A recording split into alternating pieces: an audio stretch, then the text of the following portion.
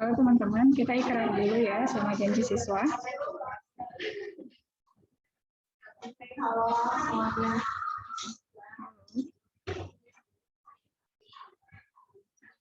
Kaulan dari Ya, halo Kak. Kita ikrar sama janji siswa dulu ya. Ya, baik Kak. Ya, Kak. Enggak, silakan.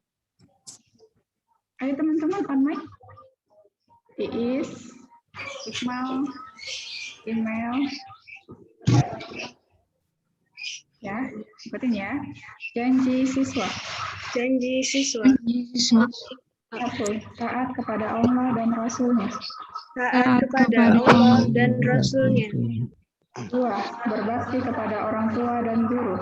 Dua, berbakti kepada orang tua dan guru. Tiga, menghormati orang yang lebih tua. Tiga, menghormati orang yang lebih tua dan menyayangi yang lebih muda.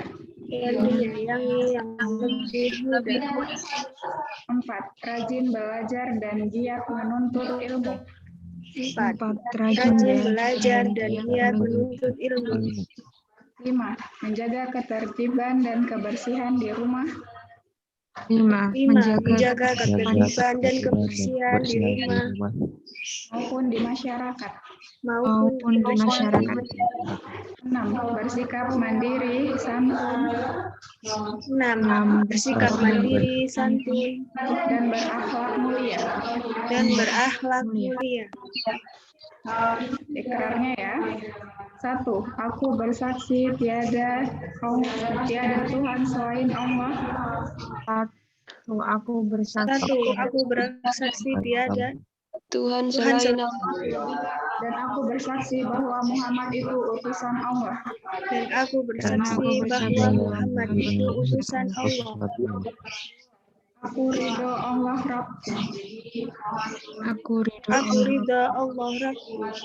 Tiga, aku ridho Islam agamaku. Tiga, aku ridho Islam agamaku. Empat, aku ridho Muhammad Rasulku. Empat, aku ridho Muhammad Rasulku. Lima, dan aku ridho Al-Quran pedoman hidupku. Lima, dan aku ridho Al-Quran pedoman hidupku. Kita buka kelas kita dengan membaca Al-Basmalah. Bismillahirrahmanirrahim. Saya persilahkan dari menyampaikan materi hari ini. Terima kasih buat teman-teman yang sudah masuk.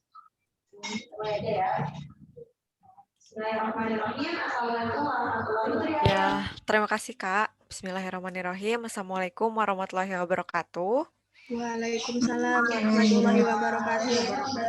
Ya, perkenalkan nama Kakak Wulandari Septiani. Di sini Kakak sebagai tutor untuk Bahasa Indonesia.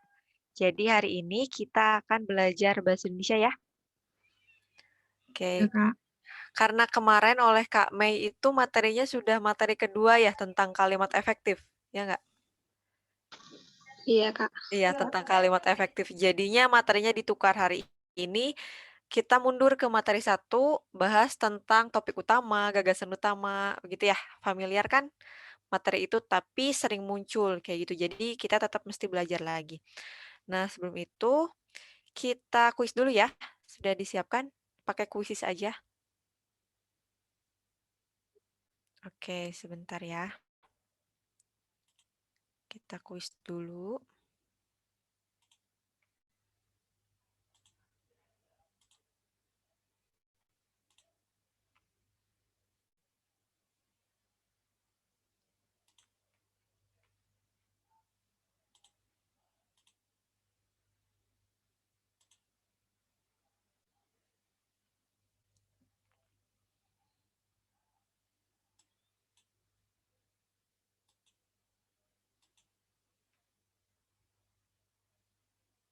Nah, teman-teman udah bisa mulai join.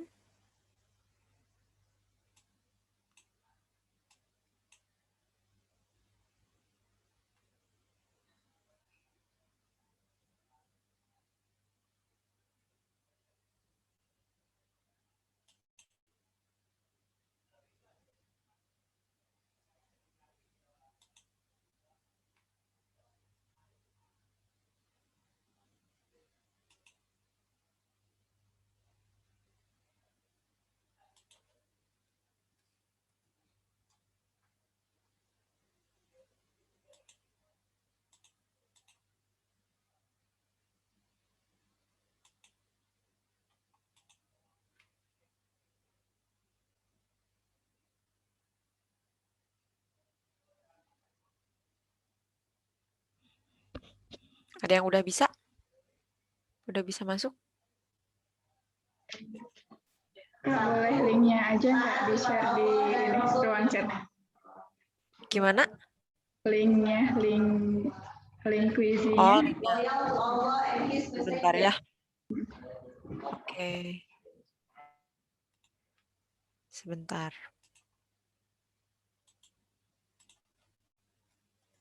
Nah, coba.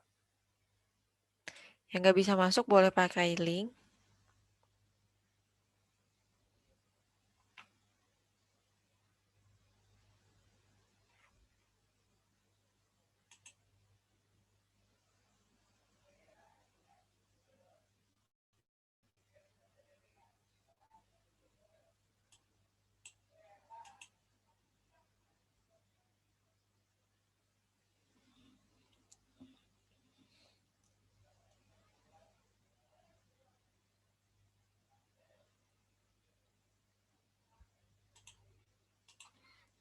Udah, baru satu ini yang gabung. Ada yang masuk lagi? Langsung dimulai ini, Kak. Oh, bentar. Baru 5 orang. Sebentar ya. Harusnya 4 orang lagi berarti. Ada yang belum masuk? Belum, Teh. Sok. Ada linknya dikirim di chat. Kalau nggak bisa masukin kode mainnya.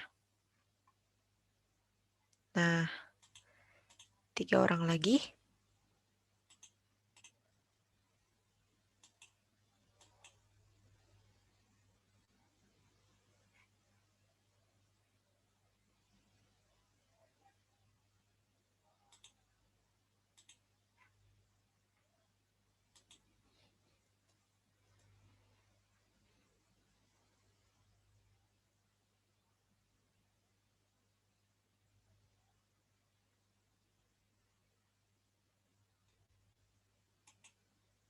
Ada yang masih belum join?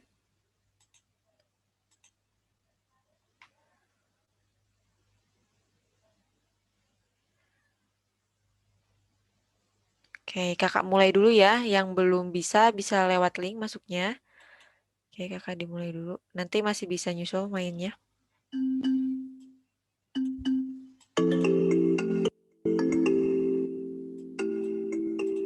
Oke, selamat mengerjakan.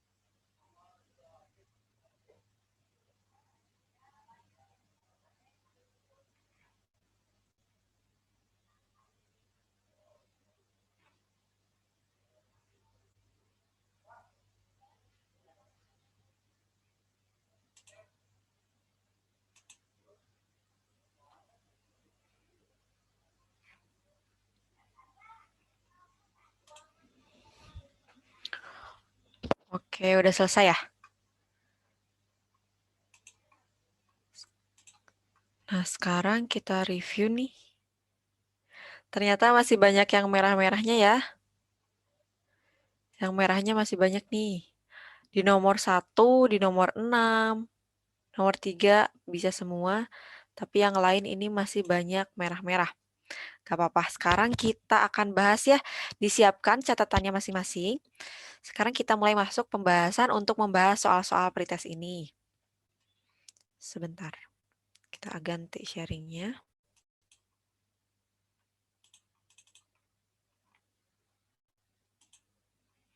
Sudah terlihat? Ada? Ada, Kak. Oke. Nah, hari ini seperti yang udah ada di soal-soal pretest, hari ini itu pembahasannya tentang ide pokok, topik bacaan, serta menentukan judul dalam teks. Nah, yang pertama, pemahaman konsepnya. Yang perlu dipahami bahwa topik bacaan, gagasan utama, dan judul ini adalah materi yang sering kali muncul gitu ya. Jadi sudah sangat familiar. Jadi harusnya teman-teman sudah paham mengenai ini setidaknya gitu ya. Kalau topik bacaan di sini merupakan isu utama yang diangkat di seluruh tulisan dan menjadi dasar atau pondasi utama untuk membangun dan mengembangkan tulisan tersebut. Di sini menjadi dasar teks gitu ya. Kemudian ada gagasan utama. Gagasan utama merupakan inti yang dapat mewakili suatu paragraf yang terletak di kalimat utama dan dikembangkan di kalimat penjelas. Sementara judul merupakan serangkaian kata yang mewakili seluruh isi teks dan merupakan perwujudan dari topik. Judul harus bisa menarik minat pembaca, tetapi tetap harus diperhatikan kesesuaiannya dengan topik bacaan. Nah, di sini ada topik bacaan dan gagasan utama. Bedanya apa sih? Karena keduanya itu sama-sama inti gitu ya. Kalau topik utama, topik bacaan, ini yang diwakili adalah keseluruhan dari isi teks. Jadi kalau misalnya ada yang ditanyakan topik, itu biasanya tidak mengarah pada paragraf tertentu, melainkan keseluruhan teksnya. Makanya kalau topik bacaan, penting harus cari kata kunci. Kenapa kata kunci harus dicari? Biasanya ini atau kata kunci ini direpetisi atau diulang di paragraf selanjutnya. Jadi terbahas tidak hanya di paragraf 1 melainkan di paragraf yang lainnya. Kemudian cari keterkaitan. Keterkaitan antar paragrafnya ini apa sih? Apa yang mengaitkan setiap paragraf dengan paragraf yang lainnya? Jadi yang pertama harus dicari adalah kata kunci. Kemudian keterkaitan paragrafnya, isu apa yang diangkat. Biasanya tidak hanya dibahas di satu paragraf saja kayak gitu ya, melainkan di semua teks, di seluruh paragraf atau satu teks tersebut. Kemudian gagasan utama itu adalah inti yang dapat mewakili suatu paragraf. Jadi biasanya kalau gagasan utama yang diwakili hanya satu paragraf. Dan ini terwakili di kalimat utama. Jadi kalimat utama itu adalah kalimat yang mengandung ide atau gagasan utama. Kemudian ada kalimat lain atau kalimat penjelas yang merujuk pada kalimat utama. Jadi perbedaannya terletak di kalau topik bacaan itu keseluruhan dari isi teks. Nah, kalau gagasan utama itu hanya satu paragraf saja yang dapat diwakili. Tapi itu pun akan tergantung dengan teksnya seperti apa. Kalau misalnya teksnya yang ditanyakannya adalah topik bacaan, tapi itu hanya satu atau dua paragraf, terus dilihat mana yang sesuai dengan opsi, itu bisa aja terkadang arahnya ke paragraf. Kemudian gagasan utama juga bisa arahnya ke teks. Jadi akan balik lagi tergantung konteks dan teksnya seperti apa. Tapi secara umum, lazimnya itu seperti ini. Topik bacaan itu mewakili teks, gagasan utama itu mewakili paragraf. Kemudian judul. Judul itu adalah perwakilan atau representasi dari teks. Jadi judul ini harus dapat mewakili topik yang dibahas dalam teks. Jadi judul ini tidak boleh melenceng dari teks. Harus sesuai dengan teks.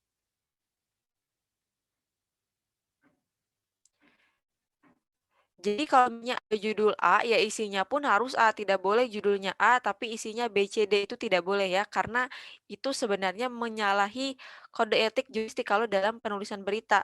Ya kalau judulnya tentang musibah banjir, ya isinya juga harus tentang banjir begitu. Kemudian judul itu, aturan penulisan judul, setiap awalan kata, setiap awalan katanya diawali huruf kapital. Huruf kapital, kecuali ada pengecualiannya. Kecuali pada kata tugas, yaitu preposisi dan konjungsi. Jadi judul itu harus diawali oleh huruf kapital kecuali pada preposisi dan konjungsi, kayak gitu. Kemudian yang mesti dilihat juga judul itu harus provokatif. Maksudnya apa? Provokatif ini adalah judul harus dapat menarik minat baca. Jadi judul itu harus membuat pertanyaan pembaca. Aku harus baca teks ini nggak ya? Aku harus baca warna ini nggak ya? Nah, judul itu harus seperti itu. Harus menimbulkan rasa penasaran dari pembaca. Makanya judul ini dibuat provokatif. Makanya judul itu bisa sebuah pertanyaan. Jadi judul itu bisa diakhiri oleh tanda tanya. Kayak gitu. Itu konsep dasar tentang materi hari ini, yaitu topik bacaan, gagasan utama, dan judul. Ada yang mau ditanyakan dulu sebelum membahas ke soalnya? Ada? Atau lanjut dulu? Untuk gagasan utama sama-sama kayak topik gak, Kak? Tadi kalau gagasan utama biasanya hanya mewakili satu paragraf saja. Tapi kalau topik bacaan di sini topik bacaan yang diwakili adalah bacaan tersebut atau keseluruhan dari teksnya gitu. Itu perbedaannya. Oke, Kak. Oke. Oke. Kita lanjut dulu ya ke pembahasan soal. Kalau ada yang mau ditanyakan boleh langsung on mic aja atau raise hand nggak apa-apa. Kita masuk ke soal pertama. Bacaan adalah. Nah, sebelum lihat nih kunci jawabannya, kan ini udah ditandai ya ada opsi D. Tapi sebelum lihat sini, tadi teman-teman coba jawabannya apa? Jawabannya apa? Dari kelima opsi ini, ada yang Jadi jawab apa? saya D, Teh. D. Terus yang lain, ada jawab yang lain? C. Ada juga yang lain? Saya A. A. Oke, sekarang kita pelajari bagaimana sih cara mencari topik dalam teks ini. Yang pertama, topik kan harus mewakili keseluruhan paragraf. Jadi topik itu nggak bisa hanya terwakili oleh paragraf 1, paragraf 2, dan paragraf 3, tapi harus seluruhnya, kayak gitu. Nah, sekarang kita lihat topik atau ide dari setiap paragrafnya itu apa. Kalau paragraf 1, ide pokoknya, gagasan utamanya itu yang kalimat 1, Presiden Joko Widodo menghargai tumbuhnya berbagai macam bentuk solidaritas sosial di masyarakat dalam menghadapi pandemi COVID-19. Oke, di sini ini kalimat utamanya kenapa? Karena kalimat 2 ini merujuk ke kalimat pertama. Berarti kalimat 2 ini adalah kalimat penjelas. Ke gotong royongan ini ada kata rujukan. Nah, ada kata rujukan ini biasanya kata rujukan merujuk ke kalimat utama. Berarti kita temukan ide pokok dari paragraf 1 itu kalimat 1. Kemudian di paragraf kedua ternyata ada pengulangan. Di sini kan berbagai macam bentuk solidaritas. Di paragraf kedua itu dipaparkan apa saja sih bentuk solidaritasnya itu. Nah, di kalimat keempat disebutkan bahwa saling membantu gitu ya. Tetangganya membantu pemenuhan kebutuhan sehari-hari warga itu ketika ada yang positif COVID. Kemudian di bidang ekonomi rakyat, kepedulian juga terlihat misalnya melalui warga yang membantu tetangganya dengan membeli produk-produknya.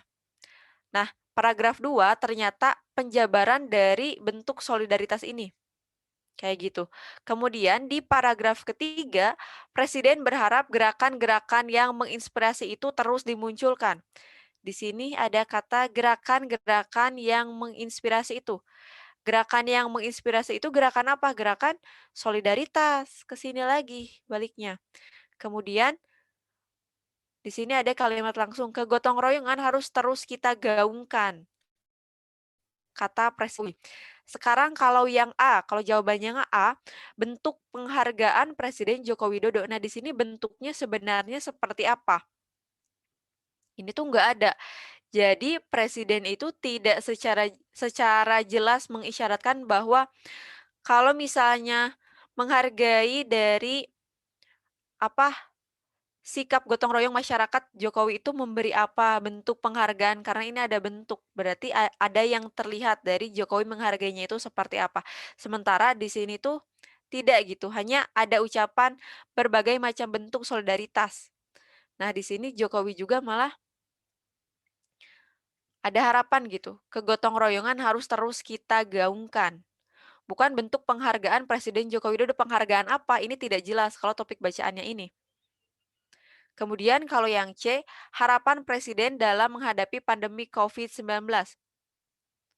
Kalau di sini yang disebutkan harapan Presiden, tetapi di kalimat 1, menghargai tumbuhnya berbagai macam bentuk solidaritas. Ini tentang penghargaan Jokowi gitu ya, ada ucapan Jokowi menghargai bentuk solidaritas masyarakat. Kemudian di paragraf kedua, itu dipaparkan tentang bentuk solidaritas masyarakatnya itu seperti apa. Kemudian baru di paragraf ketiga itu Jokowi berharap agar gerakan ini terus digaungkan. Berarti harapan Jokowi ini hanya muncul di paragraf 3 saja, tidak dapat mewakili 2 paragraf sebelumnya. Berarti yang C juga bukan. Nah, kemudian yang D, tumbuhnya berbagai bentuk solidaritas sosial. Kenapa jawabannya yang D? Karena di sini tumbuhnya berbagai bentuk solidaritas sosial ternyata dijabarkan, bukan hanya di paragraf 1, disebutkan bentuk sosialnya, yang 2 disebutkan saling bantu antar tetangga, kemudian saling bantu dengan membeli produk-produk tetangganya gitu ya. Nah, di sini dijabarkan berbagai bentuk solidaritas sosialnya itu seperti apa. Kemudian di paragraf ketiga itu disebutkan lagi gerakan yang menginspirasi itu yang rujukannya ke bentuk solidaritas itu Jokowi berharap agar terus digaungkan. Kayak gitu. Jadi di paragraf 1, paragraf 2 maupun paragraf 3 berbagai bentuk solidaritas sosial ini terus dibahas. Jadi kalau topik bacaan itu tidak hanya mewakili satu paragraf saja, melainkan paragraf 2 dan paragraf 3 setidaknya harus menyinggung tentang itu. Kayak gitu. Makanya jawabannya di sini adalah opsi yang D. Gimana? Teman-teman paham nggak? Atau ada yang bertanyakan dulu? Andre. Paham? Oke, kalau paham kita lanjut ke soal berikutnya. Oke, coba di sini jawaban teman-teman apa?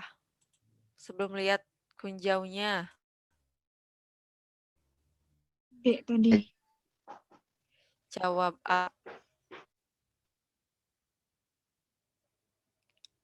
Jawab D. Sebentar ya, kakak mau menghilangkan ini dulu.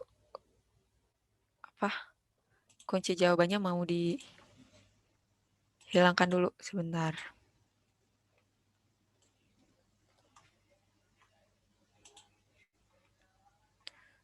Sebentar ya.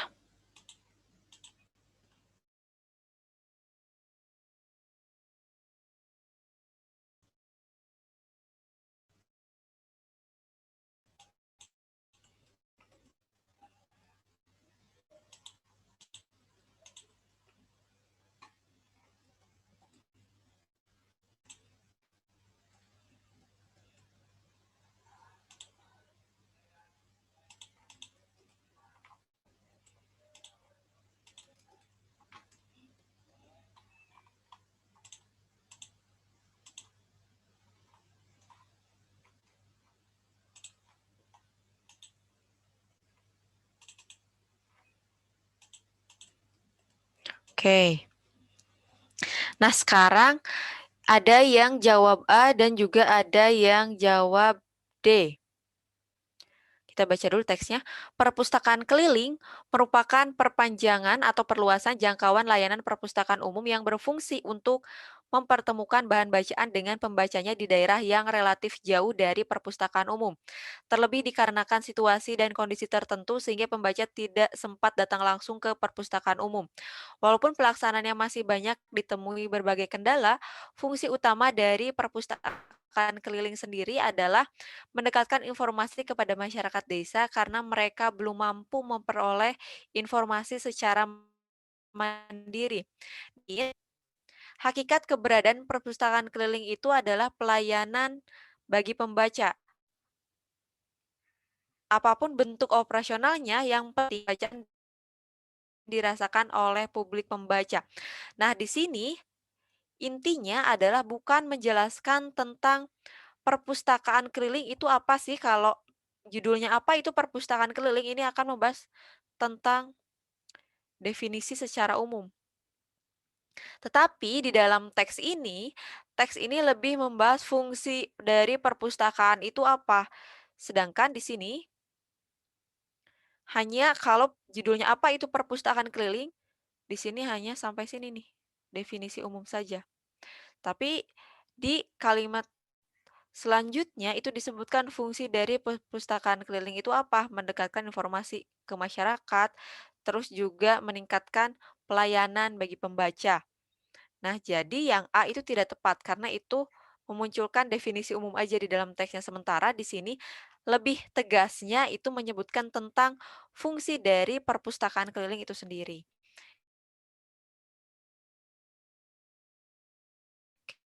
Kayak gitu. Jadi relevan.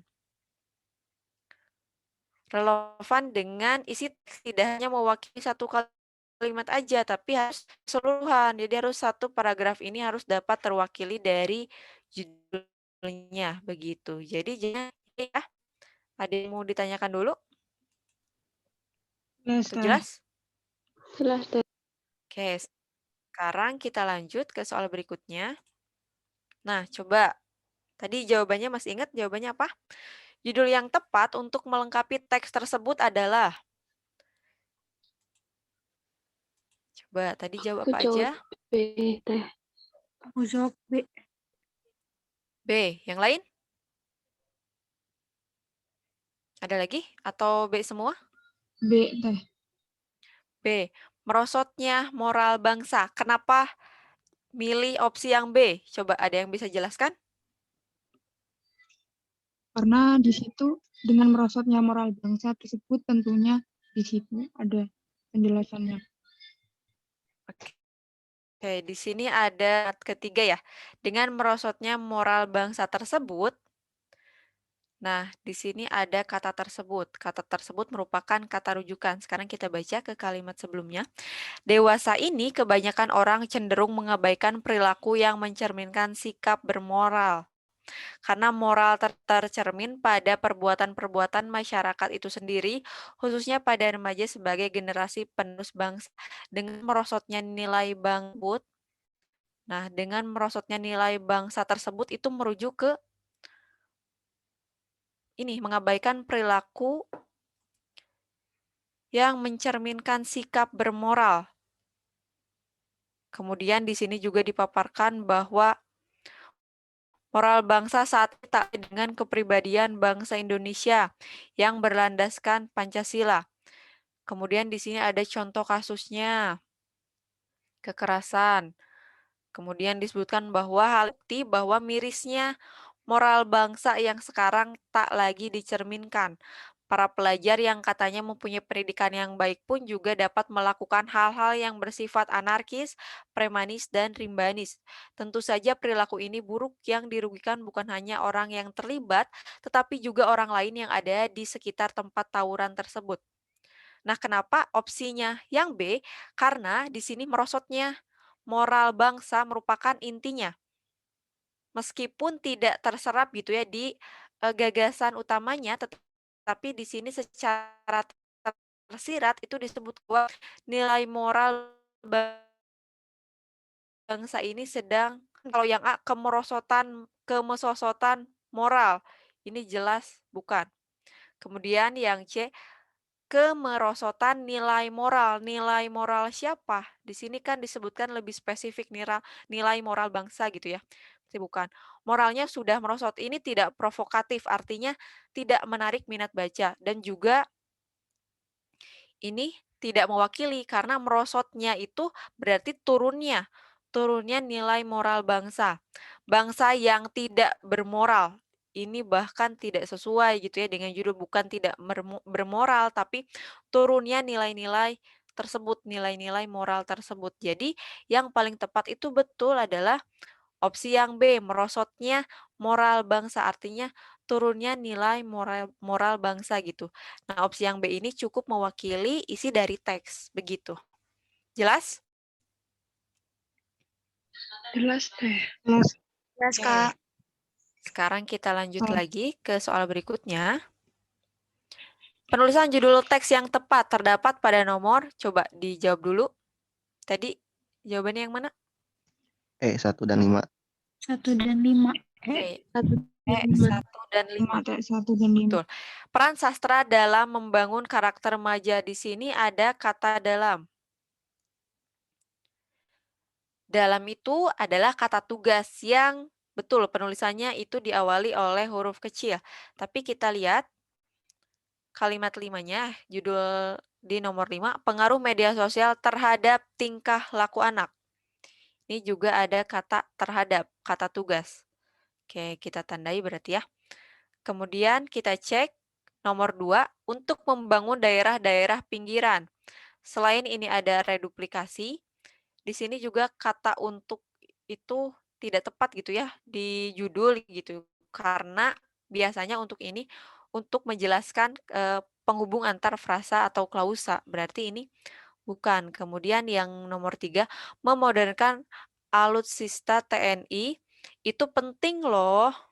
Ini apa gitu ya, maksudnya kemana? Karena judul itu sebenarnya boleh memang tidak baku, tetapi harus sesuai gitu dengan konteksnya. Ini juga si kalimat ini juga tidak tidak terlalu esensial. Itu penting loh, penting apa gitu ya. Jadi ini bukan. Kemudian yang nomor 4, manfaat fungsi buah. Di sini ada manfaat, ada fungsi juga. Berarti di sini terjadi kemubaziran kata. Jadi judul itu juga harus hemat dalam penggunaan katanya agar efektif. Nah, nomor 5 dan nomor 1 ini betul jawabannya. Jadi kan tadi kalau judul itu setiap kata tugas itu tidak boleh diawali oleh huruf kapital. Kemudian juga harus jelas, harus provokatif juga, harus menarik minat baca. Kayak gitu. Jadi untuk penulisan judul yang tepat itu betul opsi yang E, nomor 1 dan nomor 5. Oke, sekarang kita lanjut. Ada yang mau tanyakan dulu? Mau tanya teh. Oke, kita lanjut. Tidur yang teratur dapat memelihara kesehatan tubuh dan memelihara kesehatan otak. Jawabannya yang mana? Alasan yang tepat bahwa penulisan judul teks tersebut keliru adalah?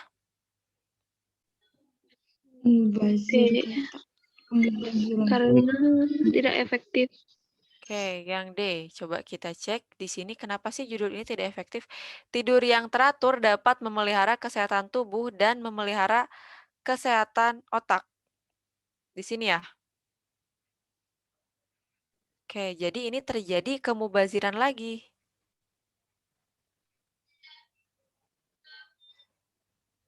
Oke, ada pengulangan kata yang tidak penting, jadi tidak perlu kata itu diulang. Jadi jawabannya itu yang D, karena penulisan judul teks tidak efektif dan mengandung kemubaziran pada kata yang dan memelihara kesehatan. Oke, berarti di sini yangnya juga dihilangkan. Tidur teratur dapat memelihara kesehatan tubuh dan otak. Oke, ini betul ya. Nah, sekarang lanjut. Ide pokok paragraf tersebut adalah yang mana? Jawabannya B, tapi salah.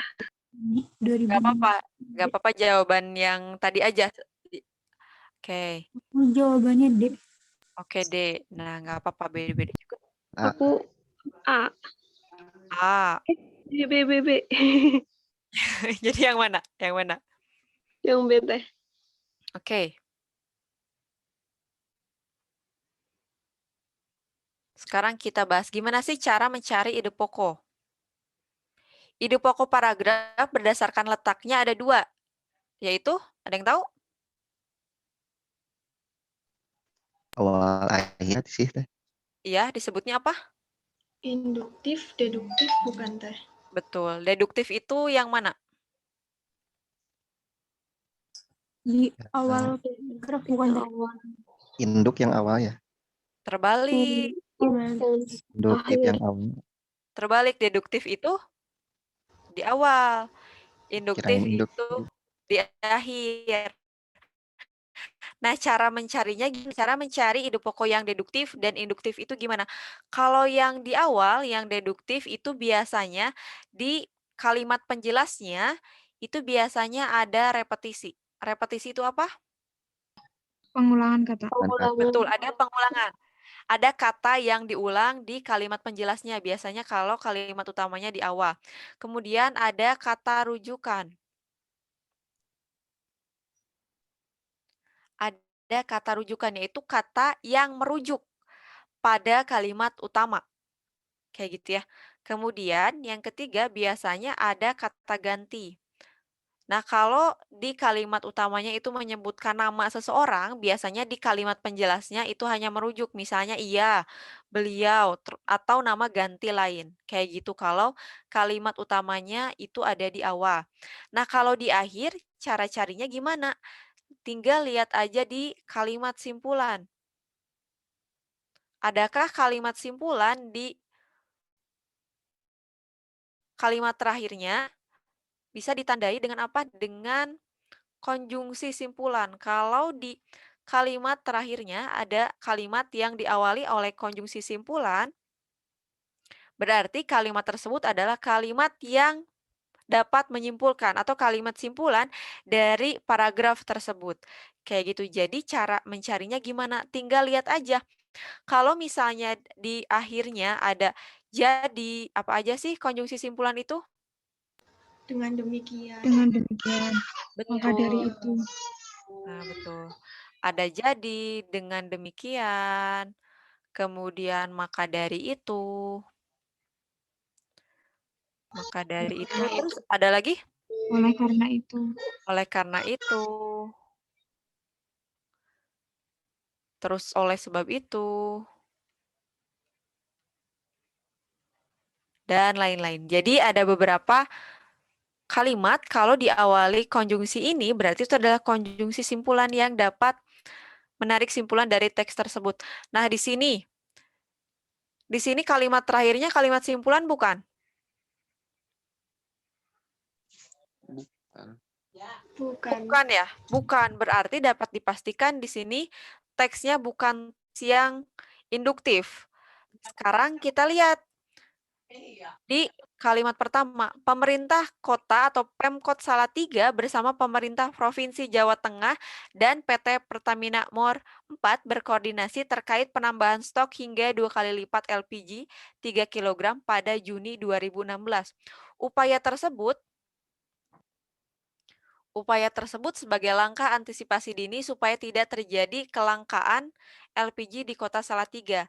Selama Ramadan hingga menjelang Lebaran diperkirakan kelangkaan LPG tidak akan terjadi. Bulan sebelumnya, stok LPG melon di Kota Salatiga hanya 2.240 tabung.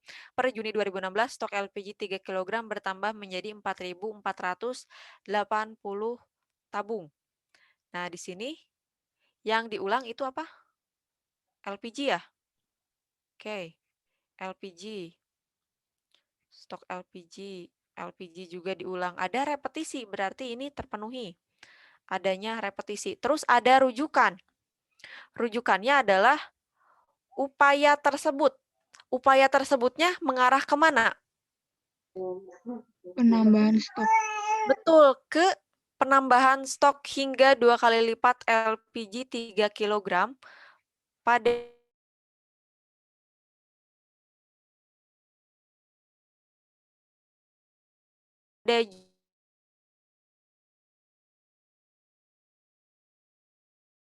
Juni 2016.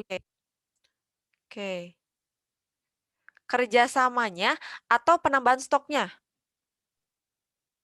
yang menjadi Penambahan stok. Bahan stok. betul, penambahan stoknya bukan kerjasamanya. Kalau misalnya ide pokoknya itu kerjasama, di kalimat selanjutnya itu berbicara tentang kerjasamanya dengan Pemprov. Tapi di sini bukan. Tidak dibahas lagi nih kerjasamanya. Yang dibahas justru upaya penambahan atau penambahan stok LPG ini. Kenapa dilakukan upaya ini? Karena agar menghindari kelangkaan. Mbak. Kayak gitu. Kalau yang B, upaya menanggulangi kelangkaan LPG di Kota Salatiga, betul nggak? Betul. Kenapa coba?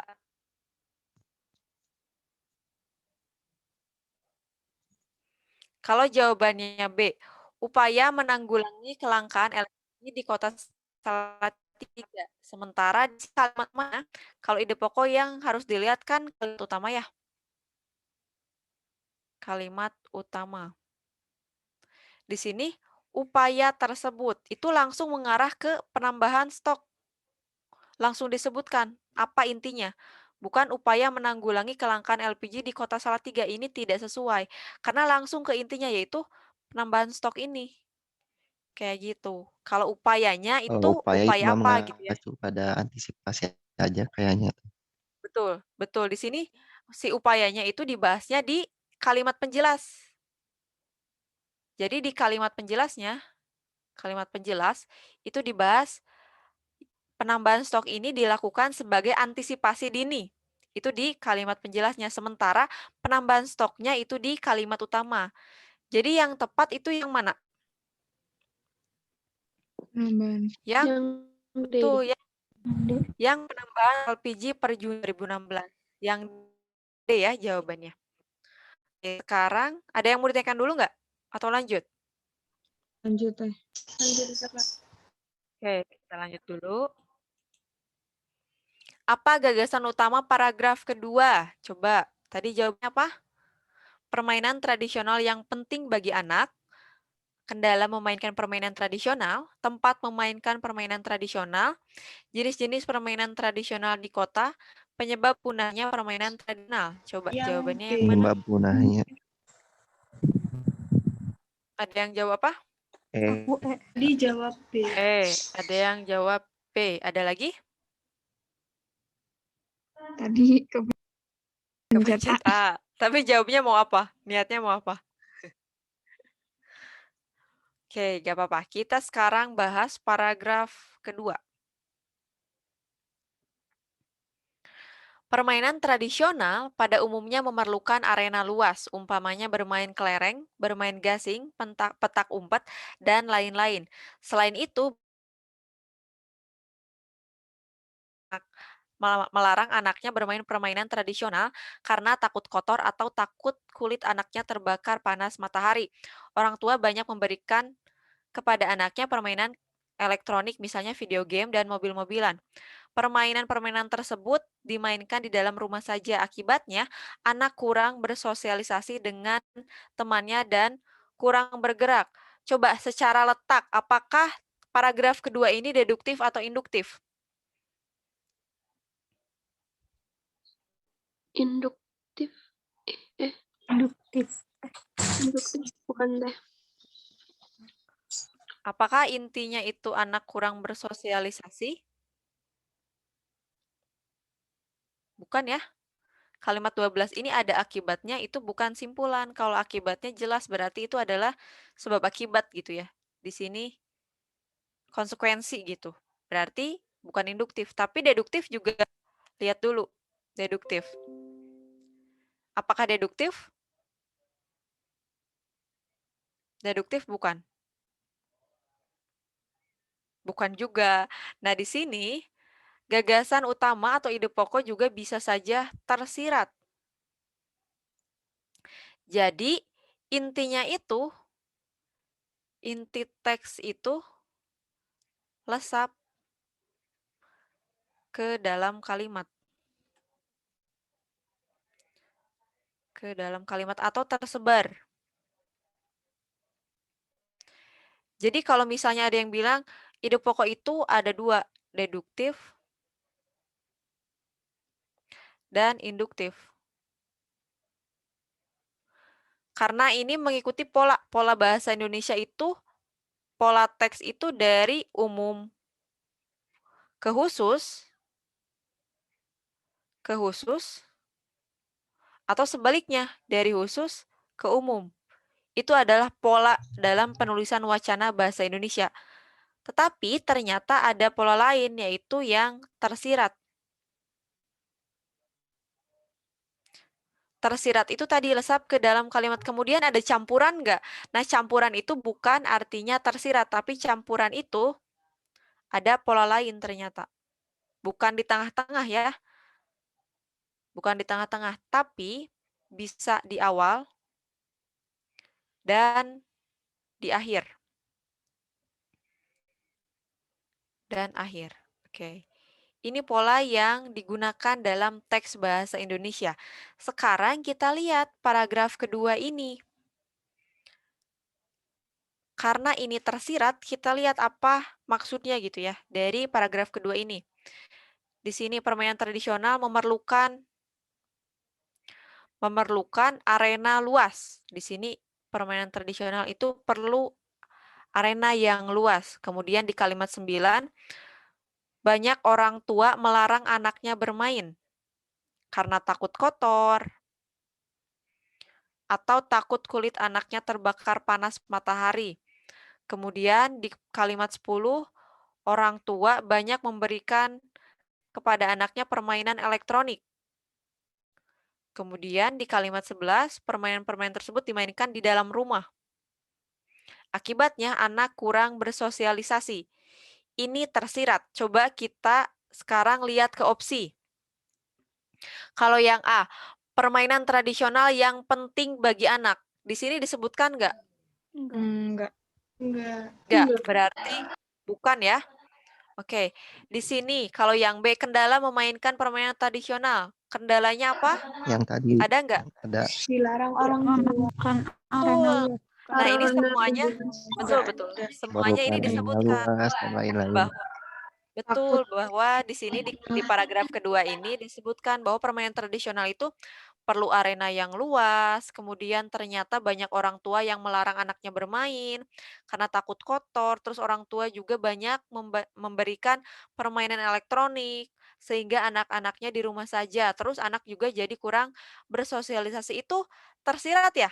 Jadi itu poin-poin itu merupakan kendala, kendala dalam memainkan permainan tradisional. Itu tersirat. Kemudian, kalau yang E, penyebab punahnya permainan tradisional. Kalau punahnya ini apa? Nyambung nggak dengan paragraf kedua? Enggak, Kak. Enggak, karena di sini tidak dibahas sudah hilang atau belum, tetapi kendalanya ada banyak masalah dalam ini memainkan permainan tradisional, tapi tidak disebutkan bahwa permainan tradisional itu sudah punah. Berarti ini juga bukan. Jadi kira-kira yang dapat mewakili itu yang mana? Yang B. Iya, B. yang B, jelas ya. Jelas. Kalau yang C ini tempat memainkan permainan tradisional itu hanya satu, memerlukan arena yang luas, tidak mewakili berarti bukan. Jenis-jenis permainan tradisional juga apalagi bukan. Berarti betul jawabannya itu opsi yang B. Oke. Sekarang ada yang mau ditanyakan dulu? Atau lanjut? Lanjut, Kak. Lanjut ya. Nah, oh ini belum belum dihilangkan. Oke, sebelum melihat tadi kunci jawabannya. Jawabannya yang mana? Tadi teman-teman jawab apa? Dampak globalisasi. Dampak. Dampak. Yang lain? Ada jawab yang lain? Globalisasi. Oke. Sama teh. Yang ditanyakan adalah gagasan pokok sebelum kedua paragraf tersebut. Berarti yang ditanyakan adalah gagasan pokok sebelum adanya dua paragraf ini. Berarti di sini nih. Di sini itu ngebahas tentang apa? Oke, yang ditanyakan adalah paragraf sebelum adanya dua paragraf ini. Sekarang kita bahas Kita baca dulu teksnya. Globalisasi menjadi tantangan untuk semua aspek kehidupan termasuk kebudayaan. Era global menuntut kesiapan kita untuk siap berubah, menyesuaikan perubahan zaman dan mampu mengambil setiap kesempatan. Budaya tradisional di Indonesia sebenarnya lebih kreatif dan tidak bersifat meniru, namun yang menjadi masalah adalah bagaimana mempertahankan jati diri bangsa. Sebagai contoh sederhana, budaya gotong royong di Indonesia saat ini hampir terkikis habis, yang digantikan oleh sikap individual dan tidak peduli kepada orang lain. Perlu dipikirkan agar kebudayaan kita tetap dapat mencerminkan kepribadian bangsa. Oke. Kemudian yang paragraf kedua, dalam era globalisasi, kebudayaan tradisional mulai mengalami erosi. Semua orang, terutama anak muda, lebih senang menghabiskan waktunya mengakses internet daripada mempelajari tarian dari budaya sendiri. Orang akan merasa bangga ketika dapat meniru gaya berpakaian orang barat dan menganggap budayanya ketinggalan zaman. Globalisasi akan selalu memberikan perubahan. Oleh karena itu, harus meneliti apakah berbagai budaya yang masuk tersebut bersifat positif atau negatif. Coba paragraf ke-1 ini ngomongin apa? Ke-1 di sini. Lebih ke konsepnya, Kak. Maksudnya yang di sini nih. Di kalimat 1 sampai kalimat 5. Menjadi tantangan. Globalisasi menjadi tantangan berarti ini membahas tentang masalah, ya enggak? Masalah yang ditimbulkan oleh globalisasi. Jadi adakah masalah yang ditimbulkan oleh globalisasi? Masalah Terus, sama itu beda gak, Kak?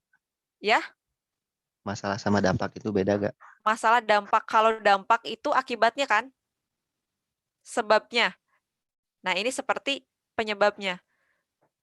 Nah, ini akibat.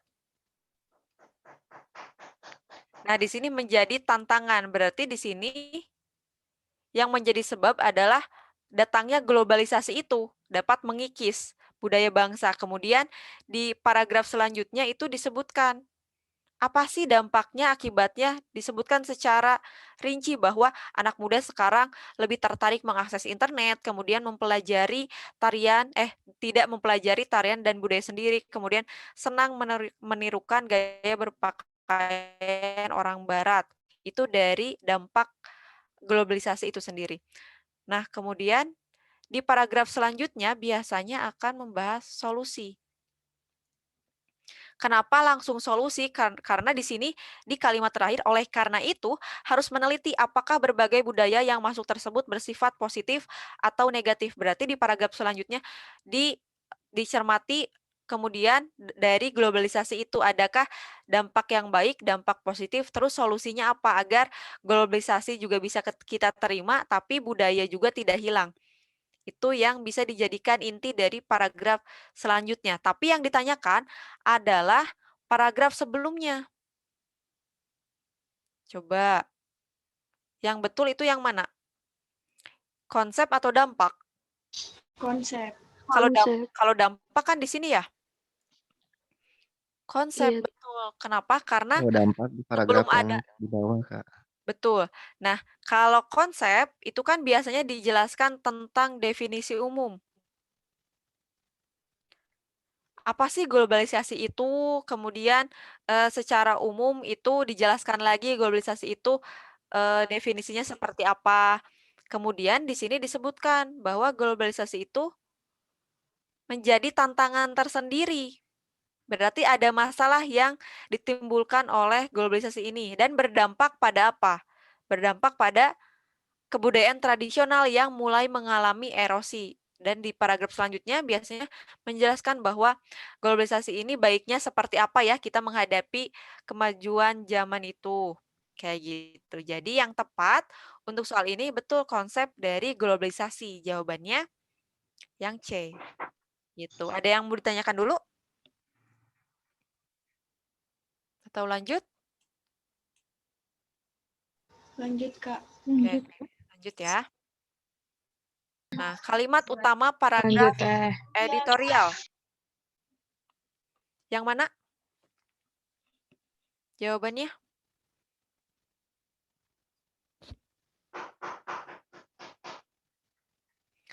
Coba jawabannya yang mana? Yang A tadi. Yang A teh. Yang A. Oke, kita baca. Peredaran narkotika dan obat-obat terlarang semakin marak di kalangan generasi penerus bangsa. Buktinya, pada hari Minggu petang, petugas menangkap 4 siswa yang sedang berpesta sabu-sabu. Mereka mengadakan pesta di salah satu apartemen mewah di sebuah kota besar. Banyak dari mereka terbawa arus zaman dengan cara yang salah. Tanpa pikir panjang, akhirnya para tunas bangsa ini menyelesaikan masalah dengan mengonsumsi obat-obat terlarang. Uniknya, pelajar yang biasa mendapat pengarahan baik dari guru maupun kepolisian saat orientasi justru mulai memakai barang haram ini. Haram ini cepat beredar di kalangan pelajar karena anak-anak muda memiliki rasa penasaran yang besar terhadap sesuatu yang baru. Nah, di sini kalimat utamanya. Kenapa? Ciri dari kalimat utama tadi apa? Selanjutnya ada kata penjelas. Ada. Ada kata ganti ya? Iya. Oke, ada kata ganti. Di sini kalangan generasi penerus bangsa itu siapa? Kalangan generasi penerus bangsa itu kan siswa ya? Di sini disebutkan mereka. Iya. Mereka itu arahnya kemana? Ke penerus bangsa. siswa. Iya, di sini kata ganti kan kata ganti dari generasi penerus bangsa itu ini 4 siswa. Kemudian di sini mereka, kemudian di sini para tunas bangsa ini. Kayak gitu. Ini juga disebutkan lagi ada kata pelajar. Itu ada kata ganti. Oke, kemudian di sini ada barang haram ini. Barang haram ini merujuk kemana? Narkotika. Iya, ke narkotika. Obat-obat Ke terlarang. obat-obat terlarang. Oke. Berarti di sini sudah terpenuhi adanya repetisi. Adanya repetisi juga adanya kata ganti. Ada kata ganti, kemudian ada kata rujukan. Tuh. Oke, yang ada di sini ada pengulangan juga ada kata ganti. Kata ganti dari pelajar mereka 4 siswa itu kata ganti ya.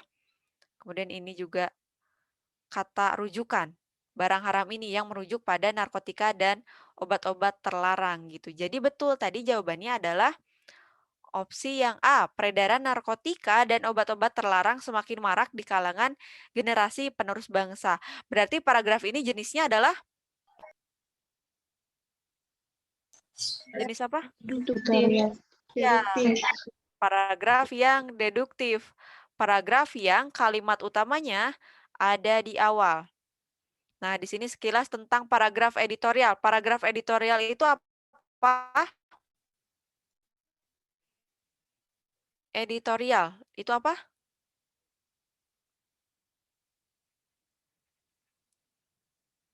Teks yang isinya ada opini, tapi ada data juga.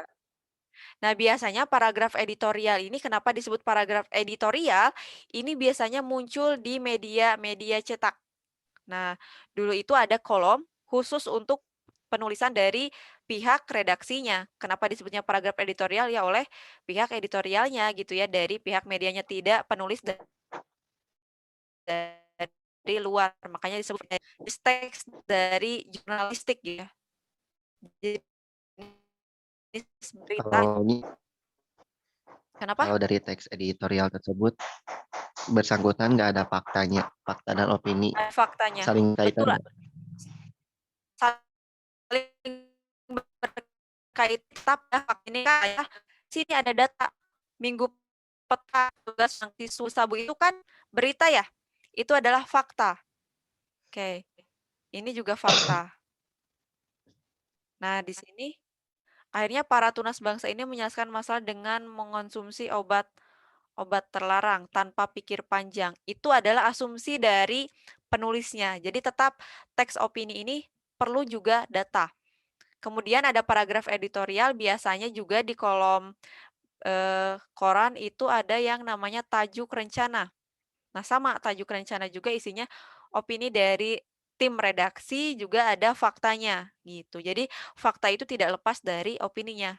Jadi biasanya ada sebuah masalah lalu ditanggapi seperti itu dari paragraf editorial atau tajuk rencana. Ada yang mau ditanyakan dulu? Atau lanjut? Lanjut teh. Oke, lanjut. Apa gagasan utama paragraf pertama? Jumpa anak remaja. Coba yang mana nih? Yang C, yang lain? Oke, dan D. Oke, paragraf pertama seperti biasa kita lihat apakah paragraf ini deduktif atau induktif. Dalam beberapa tahun terakhir, mulai banyak pasien anak remaja yang memiliki keluhan pada tulang belakang. Padahal rasa seperti ini biasanya dialami orang yang berusia 40 tahun ke atas. Anak dan remaja ini ternyata gemar menggunakan gadget seperti komputer dan tablet. Mereka yang bermain gadget sambil tengkurap, membungkuk atau lehernya ke bawah untuk menatap layar monitor sehingga kepala membebani leher. Ada sisi yang lebih tinggi daripada mata. Di samping itu juga yang memiliki kepala sisi untuk menjepit gadget di antara telinga dan pundak ketika menelpon. Apabila ini dilakukan terus-menerus, coba paragraf pertama.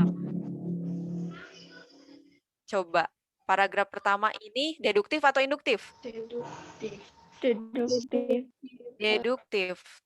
Paragraf pertama itu termasuk paragraf yang deduktif. Kenapa? Di sini juga ada yang diulang. Oke, anak dan remaja ini banyak dari mereka terus kadang badannya ini nyanya arahnya ke siapa? Arahnya ke anak dan remaja. Oke, arahnya ke sini. Kemudian mulai banyak pasien disebutkan bahwa biasanya orang yang mengalami ini berusia 40 tahun ke atas. Ini rujukan ke kalimat satu juga. Karena di sini yang menjadi inti adalah mulai banyak pasien anak remaja yang memiliki keluhan pada tulang belakang. Terus dirincikan di kalimat jelasnya. Kenapa sih bisa banyak keluhan dari remaja ini? Karena ternyata di kebiasaan menggunakan gadget kayak gitu. Disebutkan kasusnya itu seperti apa. Kayaknya yang tepat itu. Yang C atau yang D? Coba. Yang C atau yang D? Yang lebih tepat. Yang C, Kak. Coba. Yang C, karena di sini jumlah anak remaja yang mau sakit tulang belakang meningkat. Meningkatnya kenapa? Meningkatnya karena kebiasaan anak dan remaja ini dalam menggunakan gadget. Gitu. Ini alasannya gitu. Oke. Dari jumlahnya bukan, kalau yang D, anak dan remaja gemar menggunakan gadget dengan cara yang tidak benar. Nah, dengan cara tidak benar ini berdampak apa? Kan tidak disebutkan intinya. Kayak gitu. Jadi intinya berdampak pada penambahan tulang belakang. Jadi betul jawabannya itu yang C, ya betul yang C. Jumlah anak dan remaja yang melakukan sakit tulang belakang meningkat. Gimana? Jelas? Nomor berapa yang untuk itu awalan itu Ya. boleh pakai kata untuk ya deh. Tergantung konteks untungnya di teksnya yang ini ya. bawah itu. Yang ini ya. Iya, kayak itu.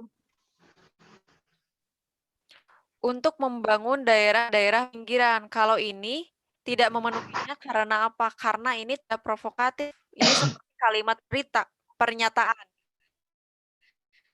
Karena kan harus pertanyaan yang dapat menarik minat baca. Untuk membangun daerah-daerah bangsa itu seperti menjelaskan, seperti menjawab dari pertanyaan. Jadi tidak lazim penggunaan untuk dalam judul itu. Tapi kalau konteks lain masih boleh. Konteks yang lain boleh tergantung teksnya. Jadi bahasa Indonesia itu tidak seperti eksak. Jadi balik lagi ke seperti apa gitu. Tapi kalau untuk sendiri, ini tadi kakak bilang kalau untuk itu tidak lazim ya penggunaan kata untuk, apalagi di awal. Kalau di tengah-tengah mungkin masih bisa, tapi di awal ini kayaknya nggak bisa deh. Oke, makasih Teh. Oke, ada lagi yang mau ditanyakan? Teh mau tanya, kan jawab sama Teh Melani. Mau tanya tentang sintaksis bagian klausa itu kan ada klausa atasan sama bawahan itu yang pokok terus terikat itu loh. Itu masih bingung Teh. Kemarin belum jawab. Oke. Klausa atasan dan bawahan. Jadi dalam sebuah kalimat itu kan bisa terdiri atas kata dengan kata, kata dengan frasa, frasa dengan frasa atau klausa dengan.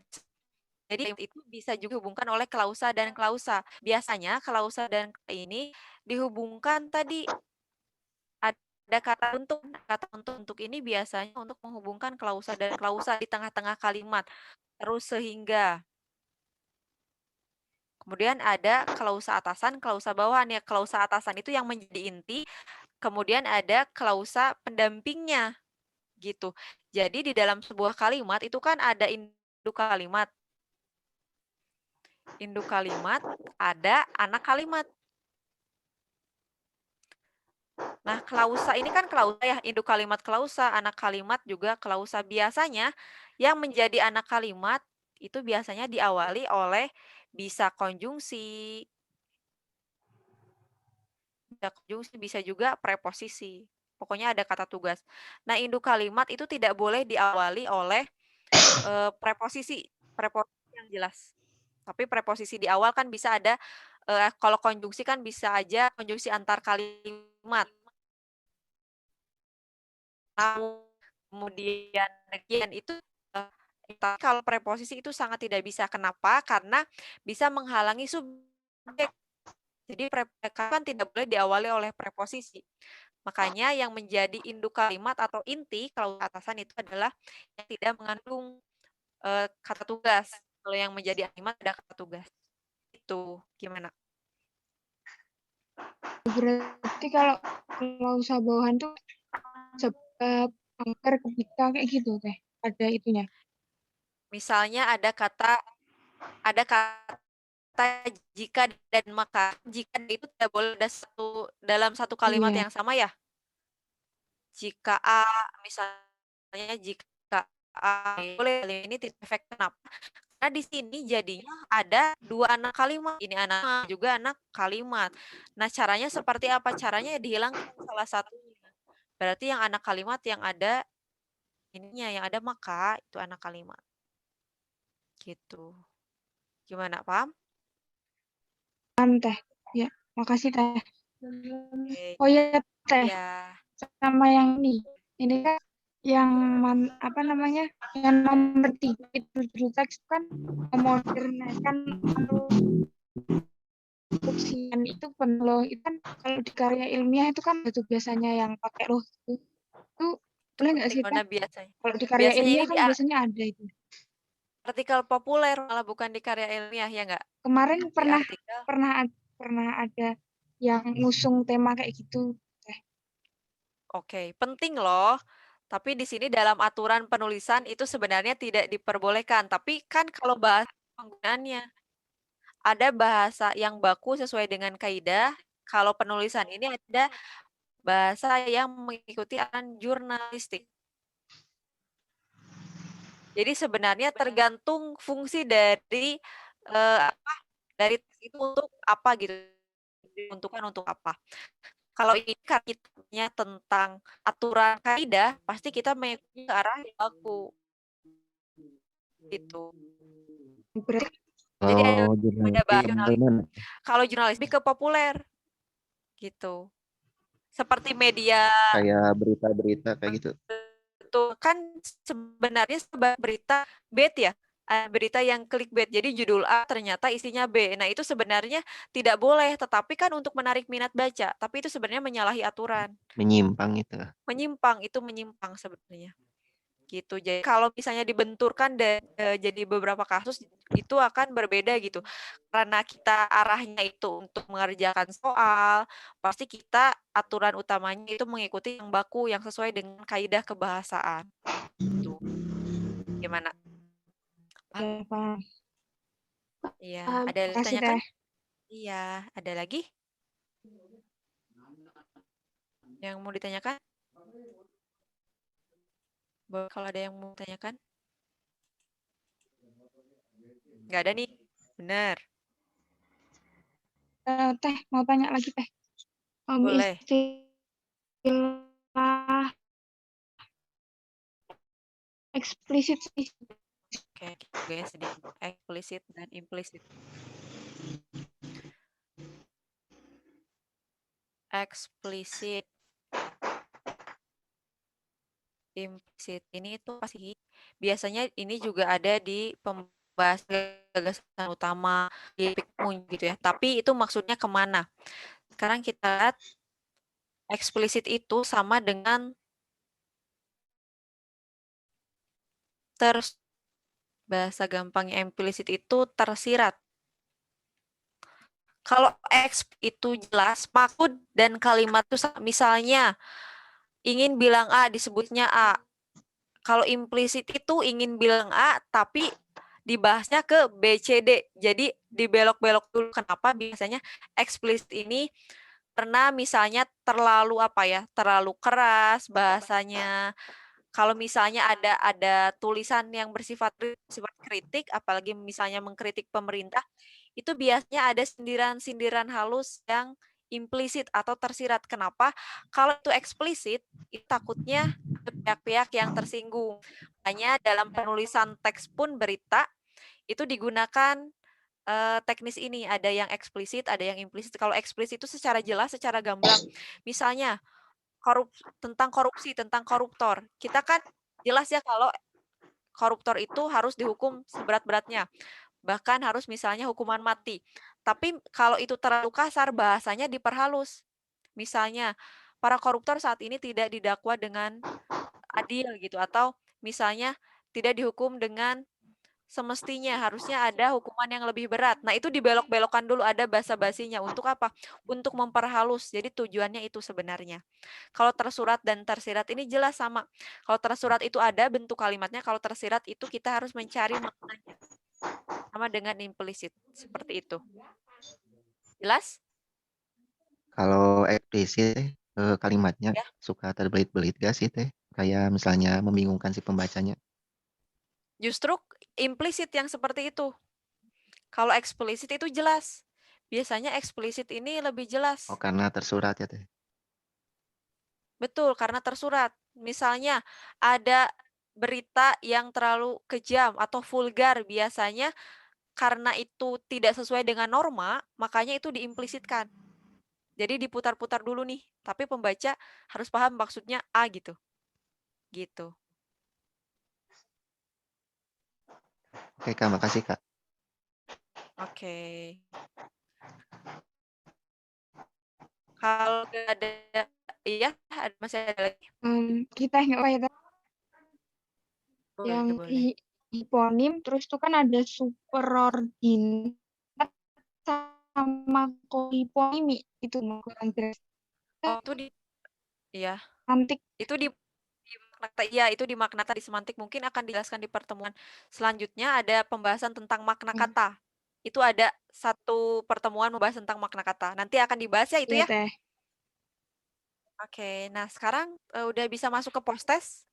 Bisa dibuka lagi kuisisnya.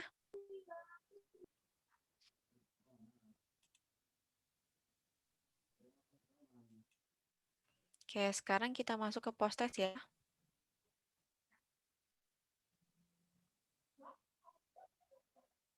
Sebentar.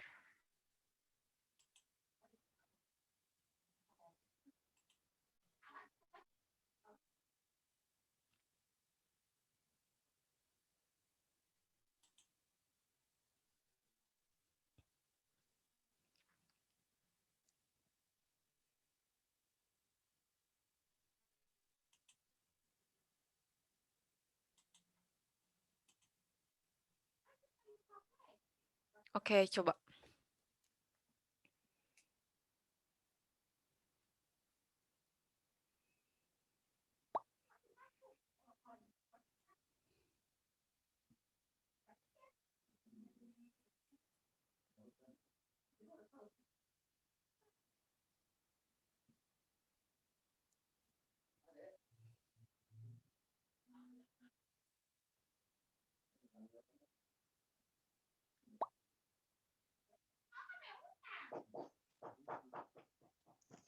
Masuknya kemana teh?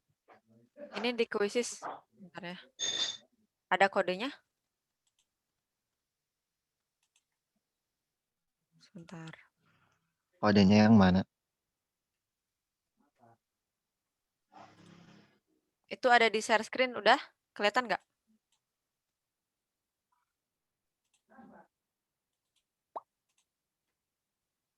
Nah, coba.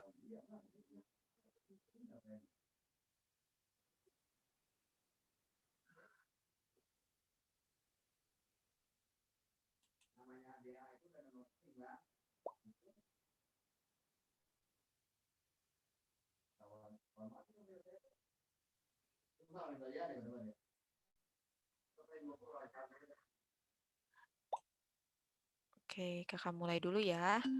Yang lain boleh bisa masuk nyusul.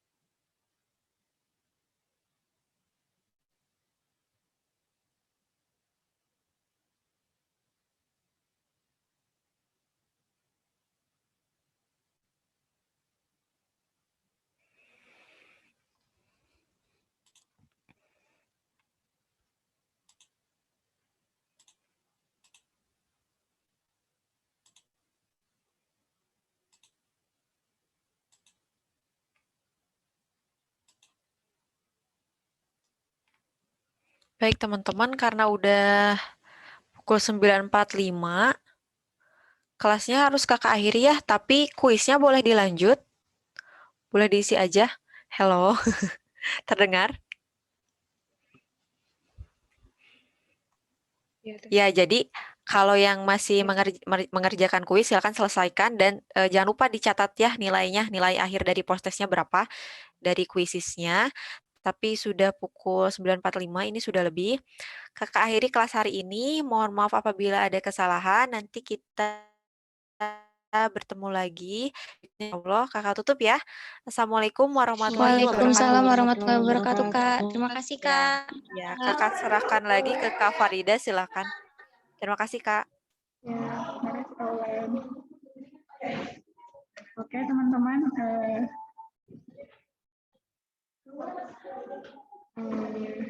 sesi 1 udah selesai, nanti masuk lagi di sesi 2 jam 10 ya. Kalian boleh live atau tetap di sini. Kelasnya dengan alhamdulillahirrahmanirrahim. Assalamualaikum warahmatullahi wabarakatuh. Waalaikumsalam warahmatullahi wabarakatuh. Terima kasih Kak Ulen.